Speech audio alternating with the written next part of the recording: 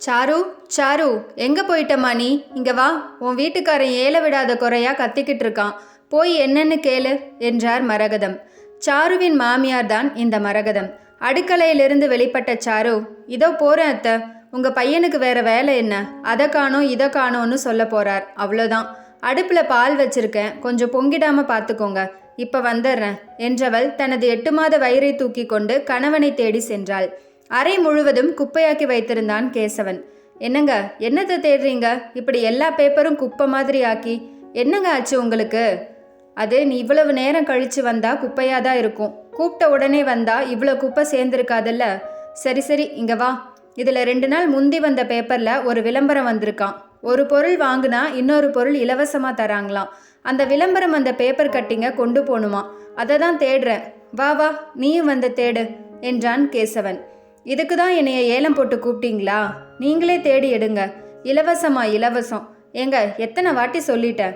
இப்படி இனாமா கொடுக்கறதுல நிறைய ஃபால்ட் வரும், டேமேஜ் இருக்கும்னு. இதை மாற்றிக்கவே மாட்டீங்களா? நீங்களாச்சு உங்கள் இலவசமாச்சு. எனக்கு வேலை இருக்கு, நான் போகிறேன் என்று அந்த இடத்தை விட்டு முணுமுணுத்து கொண்டே நகர்ந்தாள் சாரு. கேசவன் தனியார் கம்பெனி ஒன்றில் நல்ல சம்பளம் வாங்கும் போஸ்டில் இருக்கிறான். வேலையில் அவனை யாரும் குறை கூற இயலாது. ஆனாலும் அவனுக்கு ஆபீஸில் உள்ள பெயர் என்ன தெரியுமா? கஞ்சா கேசவன். ஏனென்றால் இவனின் கஞ்சத்தனம் அலுவலகம் எங்கும் பிரபலம். கஞ்ச கேசவன் என்பது மருவி நக்கல் பண்ணுவதற்காக கஞ்சா கேசவனாக்கி விட்டார்கள். இதில் காமெடி என்னவென்றால் அவனுக்கே இது தெரியாது. அவன் கோபம் அப்படி. தனியார் கம்பெனி என்பதால் சீட்டு கிழியும் அபாயம் இருப்பதால் யாரும் கேசவன் முன்பு அப்படி பேசுவதில்லை. அதற்காக கேசவனும் வருத்தப்பட மாட்டான். வீட்டில் அவன் அம்மாவும் மனைவியும் இவனின் கஞ்சத்தனத்தையும் இலவசம் என்றால் வாய்ப்பிழக்கும் எண்ணத்தையும் மாற்ற எவ்வளவோ போராடி தோல்வி அடைந்து விட்டார்கள். திருமணமாகி 1 வருடம் ஆகியும் குழந்தை வந்தால் செலவு பிடிக்கும், அதற்கு சேமித்து வைத்து விட்டுதான் குழந்தை பெற்றுக்கொள்ள வேண்டும் என்று தள்ளி வைத்திருந்தான் என்றால் பார்த்து கொள்ளுங்களேன். இப்போதுதான் மற்றவர்கள் ஒரு மாதிரி பேசுகிறார்கள் என்று சம்மதித்து சாருவிற்கு இது 8ஆம் மாதம் நடக்கிறது. ஆனால் மாமியும் மருமகளும் சேர்ந்து ஒரு விஷயத்தை கேசவனிடம் மறைத்து விட்டார்கள். அது தெரிந்தால்... ஒரு வழியாக பேப்பரை தேடி எடுத்த கேசவன், சாரு, இங்க வாயேன். ஒரு எல்இடி டிவி வாங்கினா ஒரு மிக்சி இலவசமா. வா, கிளம்புமா. நாமளும் எல்இடி டிவி வாங்கணும்னு பிளான் பண்ணினோம் தானே என்றான். இதை பாருங்க, இதுக்கு முன்னாடியும் ஒரு கிரைண்டர் வாங்கினா அயன் பாக்ஸ் ஃப்ரீன்னு சொன்னாங்கன்னு வாங்கி கொடுத்தீங்க. பாருங்க, கிரைண்டர் சுத்துதே மாவுன்னு சுத்திக்கிட்டே இருக்கு. ஒரு தடவை ஆன் பண்ணுனா அது பேச்ச அதே கேட்க மாட்டேக்கு தெரியுமா? அதை ஆஃப் பண்ணுறதுக்குள்ள நான் படுற பாடு இருக்கே. அடைச்ச, இந்த சந்தான டைலாக் வேற அப்பப்போ வாயில வந்து தொலைக்குது. அது சரி சாரு, அயன் பாக்ஸ் நல்லா தானே இருக்கு? ஆமாம், ரொம்ப நல்லா இருக்கு. கொதிக்கிற எண்ணெய்க்குள்ளே போட்டால் கூட சூடு ஏறாது. Iron box. சும்மா என்னை எரிச்சல் படுத்தாதீங்க, சொல்லிட்டேன். இல்லை சாரு என்று கேசவன் ஆரம்பிக்க, வேணாம், என்னை விட்டுடுங்க ப்ளீஸ். நானும் எத்தனையோ வாட்டி சொல்லிட்டேன், கஞ்சத்தனத்தை விட்டுடுங்க. நல்ல தரமான பொருளாக கூட விலை கொடுத்துனாலும் வாங்கிக்கலான்னு. கேட்க மாட்டேங்கிறீங்க. அப்படி இல்லை சாரு, இப்போவே நமக்கு இவ்வளவு செலவு, இனி பாப்பா வந்துட்டா எவ்வளவு ஆகும்? அதான் இப்படி குறைந்த விலையில் வரும்போது வாங்கிக்கலாமேன்னு பண்ணுறேன். நீ குறை சொல்லிக்கிட்டே இரு. யாரு? நான் உங்களை குறை சொல்கிறேனா? உங்களுக்கு உங்கள் ஆஃபீஸில் என்ன பேர் தெரியுமா? கஞ்சன்னு பேர். அதை கேட்க எவ்வளோ கஷ்டமாக இருக்குது தெரியுமா? ஏங்க, நீங்கள் நல்லா தானே சம்பாதிக்கீங்க, அப்புறம் எதுக்கு இப்படி கணக்கு பார்க்கீங்க?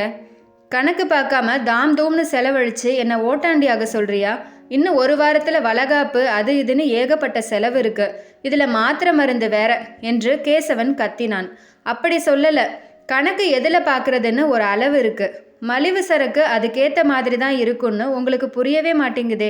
அதை தான் சொல்கிறேன். போன தடவை ஆடி கழிவில் வாங்கின புடவை லட்சணத்தை பார்த்தீங்கல்ல, வெளுத்து கிழிஞ்சும் போயிடுச்சு.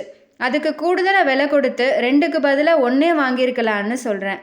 இப்படி எல்லாத்துக்கும் கணக்கு பார்க்குற உங்களுக்கு எந்த கணக்குலையும் வரவு வைக்க முடியாமல் போகுது பாருங்க என்றவள் பின்னால் இருந்த பாத்திரத்தில் கால் தடுக்கி கீழே விழுந்தாள். விழுந்த வேகத்தில் வலி ஏற்பட்டுவிட மருத்துவமனைக்கு கொண்டு சென்றனர். அங்கே டாக்டரிடம் விளக்கம் சொல்லி நன்றாக கேசவன் வாங்கி கட்டி கொண்டான்.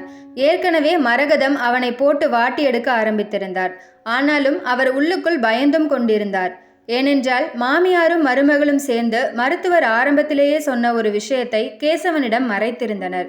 டாக்டரும் குடும்ப டாக்டராக கேசவனின் குணம் தெரிந்து அவனிடம் விஷயத்தை கூறவில்லை. பிரசவத்திற்கு நாள் இருப்பதாலும் குழந்தையின் தலை திரும்பாததாலும் உடனடியாக சிசேரியன் பண்ண வேண்டும் என்று கூறி கேசவனிடம் கையெழுத்து வாங்கினார் டாக்டர். என்னதான் கஞ்சன் என்றாலும் மனைவி என்று வரும்போது கொஞ்சம் ஆடிதான் விட்டான். எவ்வளவு செலவானாலும் பரவாயில்லை, சாருவை காப்பாற்றுங்கள் என்று கலங்கிய குரலில் கேட்டான். ஒன்றும் பயமில்லை கேசவா, ஆனால் என்று ஆரம்பித்தவர், உன் விருப்பம் போலதானப்பா எல்லாம் நடக்கும் என்று அவன் முதுகில் தட்டிவிட்டு உள்ளே சென்று விட்டார்.